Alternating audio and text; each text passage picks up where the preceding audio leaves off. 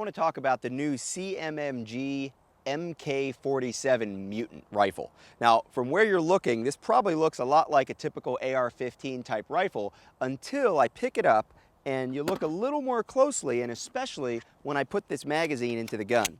Once I stick that magazine in the gun, it becomes really obvious that this isn't your typical AR-15. And in fact, this is a truly unique, from the ground up rifle that's built to be a hybrid between the AR and the AK platforms. And you can see the way the magazine goes in, and of course the signature curved magazine indicates that 7.62 by 39 round is what this rifle is going to fire.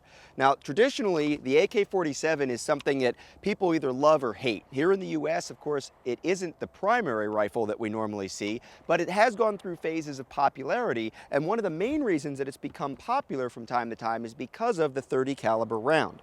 Now, the 30 caliber 7.62 by 39 round has been in use for many decades, and it's a very well proven round. It's about the equivalent of a US 30-30 cartridge, and there's a lot of interest lately in stepping up from an AR-15 typical 5.56 or the 2.23 round to a 30 caliber round. And we've seen a lot of different options come and go. We've seen the 300 Whisper back in the day, we've seen the 6.5 and 6.8 more recently, and of course the 300 Blackout has become relatively popular, but none of those calibers are nearly as ubiquitous as the 7.62 by 39. The reason that we don't see a lot of AR-15 type firearms in the 7.62 by 39 that are reliable are twofold. First, it's the straight-walled magazine. The straight-walled magazine that typically comes with an AR-15 doesn't play well with the 7.62 by 39 round. This round just doesn't feed well unless you put it into one of these curved magazines. And of course, the way these magazines integrate with the rifle is very different from the standard AR magazine well, so you end up with those feeding issues. The other reason has to do with the bolt of the AR. I'm going to go ahead and pop the bolt out of this Mutant and take a look at the bolt face, and in fact take a look at the whole bolt structure and bolt size. If we look at these rounds in great detail, we're going to see some differences. The differences between the 30 caliber round and the 2.23 round, obviously in bullet size there's a dramatic difference. The bullet size is really hugely different here, and we're talking about twice as much weight of the typical 5.56 round to the typical 7.62 by 39 round. That means more downrange energy and of course more potential for penetration, things like that. We also see different behavior from the larger, heavier bullets where we can start using split core technology and things like that in a hollow point versus the 2.23 round, which traditionally in the ball configuration will start to tumble and crack, or in the hollow point or ballistic tip will basically disintegrate when it hits that target. So we see that difference on the bullet size. We also see a dramatic difference in the size of the bases of the round. Now, what happens when you take a normal AR-15 bolt face and you machine away enough of this material, you lose structural integrity to accommodate the base of the 30 caliber bullet, which again is much larger than the base of that 5.56 bullet. So when you do that, what you're going to see, and again, you can look online, you can see that this is something that's plagued the 7.62 by 39 AR conversions, is the lack of structural integrity of the bolt face means that we have a lot of failures here. So that problem is caused by the fact that we're trying to take an AR-15 bolt and accommodate a 30 caliber round. Well, one of the other things that we could do in the past is we could think about taking something the size of an AR-10, which is obviously a way overbuilt size upper and lower receiver for that 30 caliber round, that 7.62 by 39. Well, this is a very heavy gun. It's very overbuilt because it's designed for the 308, which is the 7.62 by 59 round. When we compare that to the smaller 7.62 by 39, we see that we're really getting a lot less energy and we have a lot less need for a big bulky rifle like that.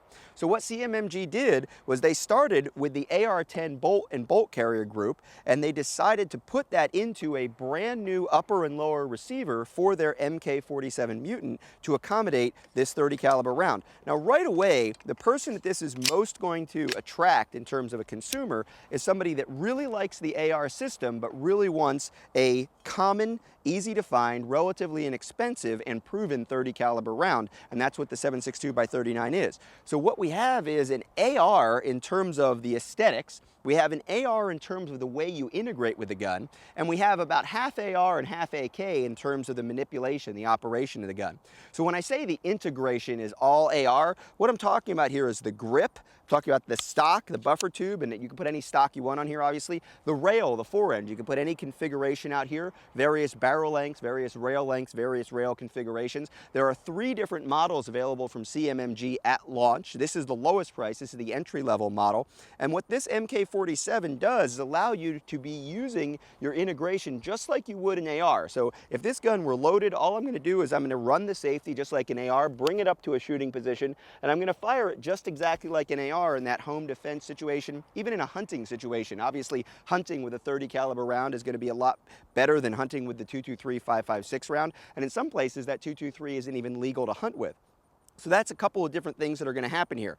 But as soon as we get into loading the gun, unloading the gun, or dealing with malfunctions, that's when we really see the hybrid nature of the Mk47 as a combo AR-AK. Because what I'm going to do is go ahead and put my glasses on because I am about to go hot. And we're going to take a look at loading this rifle, which again, so far has behaved very much like an AR. When I take this magazine and lock the front in and rock it backwards, get that AK signature curved magazine in there, now I have to come up and run the charging handle. And this is where going to an aftermarket latch is really going to behoove you. The one thing that's unique about, one of the things that's unique about this gun is that the charging handle is about halfway between the AR length and the AR-10 length. So you're not going to be able to take a drop-in oversized charging handle and just put it into the gun, but you can drift the pin out and change the latch. So there are aftermarket latches that are available that I would definitely suggest for this gun because we need to run the charging handle. Now that I've got the gun hot and loaded, again, we're back to using it just like we would use an AR. So I'm gonna go ahead and stage this spare magazine in my back pocket. I'm gonna come up, fire my shots. And now as soon as I get that click, because with the AK, we don't have a bolt lock, we don't have a bolt hold open, I'm gonna come up, touch that trigger guard, run forward to strip the old magazine, set the new magazine, come up, run the charging handle, and I can get back into shooting.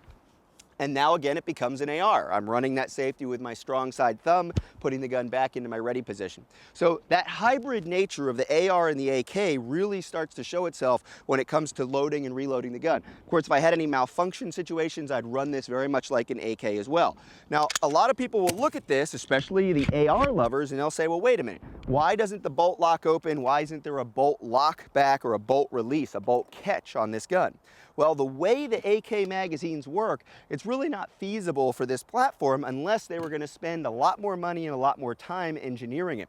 The idea was to come up with a rifle that competed in the markets with other comparable AR-15s.